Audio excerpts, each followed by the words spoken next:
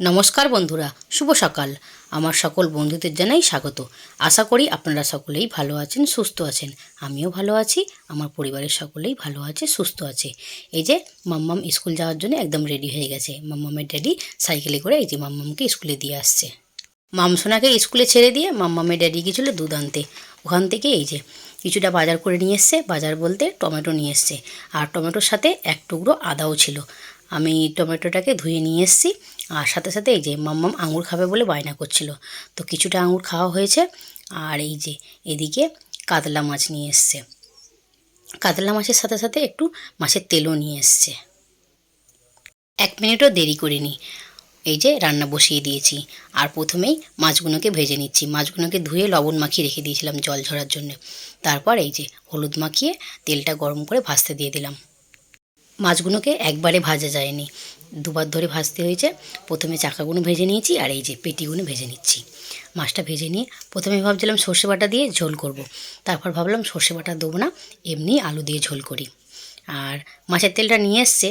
আমার মতো অনেকেই মাছের তেল খেতে ভালোবাসে, আর অনেকেও ভালোবাসে না।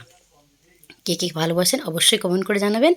আর আজকে মাছের তেলটা না একটু অন্যভাবে রান্না করব। মাম্মামের ড্যাডি পছন্দ ঠিক করে না, দেখি আজকে রান্না করলে খাই কি না। মাছটা ভেজে তুলে নিয়েছি, ওই তেলেতেই আলু দিয়ে দিয়েছি। আলুটাকে ভেজে লাল করে নিয়েছি, আর এদিকে কেটে রাখা পেঁয়াজটা দিয়ে দিচ্ছি। পেঁয়াজটা দিয়ে একটু নেড়েচেড়ে লাল করে পেঁয়াজটাকে ভেজে নেব। ভেজে নেওয়ার পর আর সাথে সাথে আমি ওতে 2টো টমেটোও কেটে দিয়েছিলাম। টমেটোগুলো প্রায় গলে গেছে। আর এদিকে আদা রসুন পেস্টটা তুলে দেবো। আদা রসুন পেস্টটা দিয়ে একটু নেড়েচেড়ে ভেজে নেব, যাতে আদা রসুনের কাঁচা গন্ধটা না থাকে।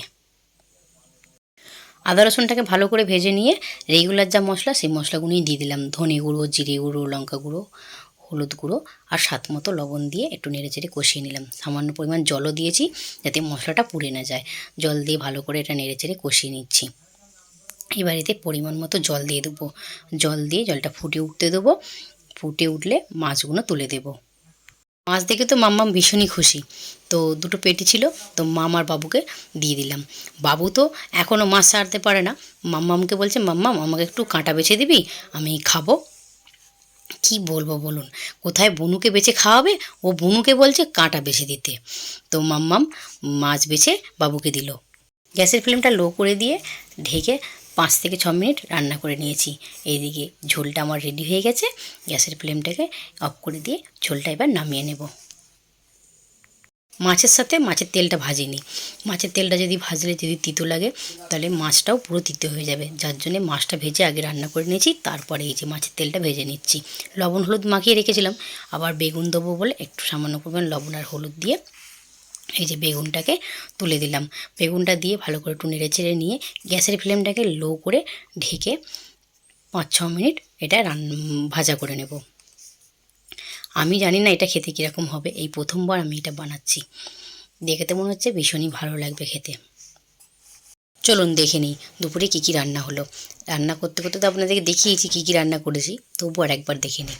এই যে এদিকে রয়েছে ভাত তো সকালবেলায় করেছিলাম। আর এই যে 2টো কাঁচা লঙ্কা নিয়েছি।